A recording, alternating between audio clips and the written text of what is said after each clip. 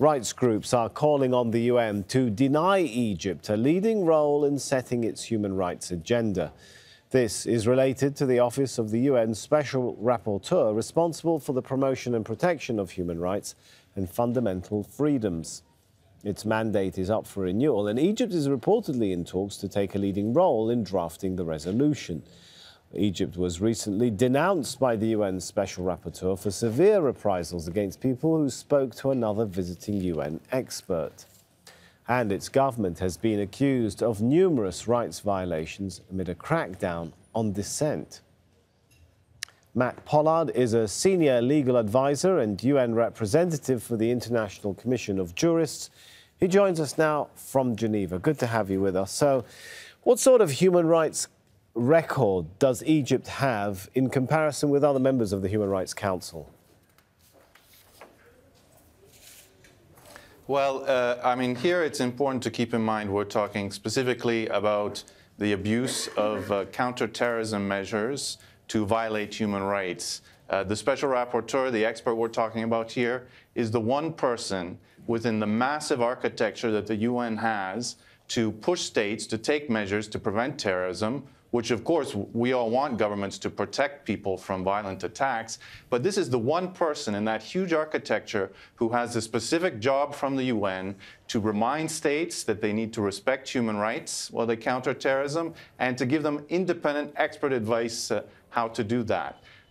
Mexico has for many years played the leadership role in creating this expert position, maintaining it, while at the same time, Egypt has an appalling record of abusing counterterrorism measures deliberately to repress human rights defenders, civil society, and other nonviolent dissenting voices within Egypt. So for us to imagine sharing an important role in defining and maintaining this one expert who has that specific job to uphold human rights and advise states how to do that, this is like putting the fox in charge of the chickens in the cliched sense.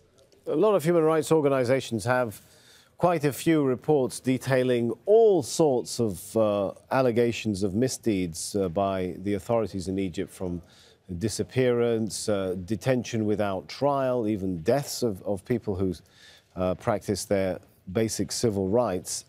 Why do we not see more action taken by organizations like the ICJ?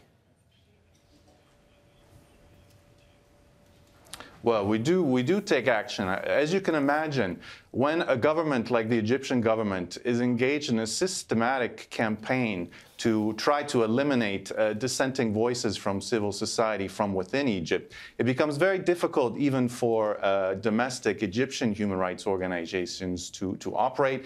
And you can imagine it's that much more difficult for international non-governmental organizations like the ICJ to operate within the country. So this presents real challenges in documenting the violations.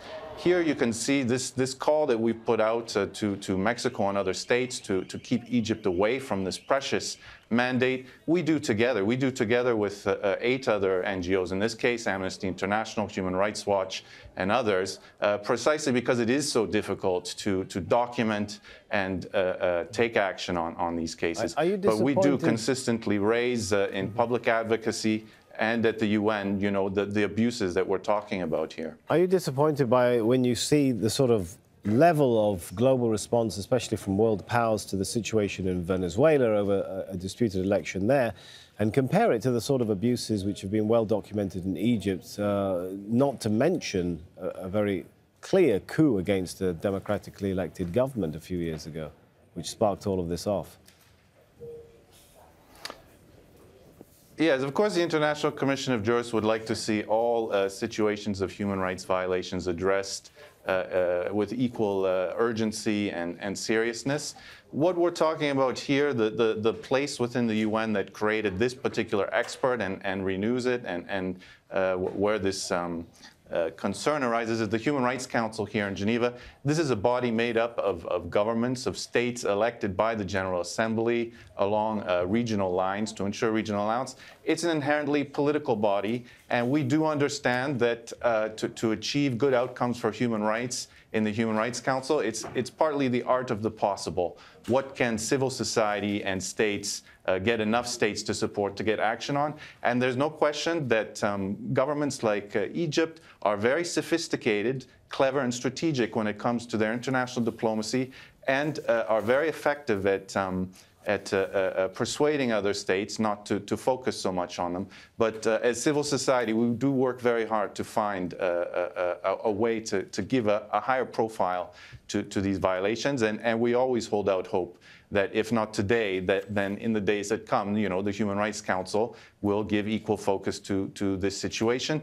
But it certainly is not going to help if at the same time as these abuses are occurring, these violations of the rights of people who even speak with UN experts, that Egypt is given a leading role. This will not help give a higher profile to what's happening in Egypt. It will only help Egypt to try to immunize itself against that kind of criticism.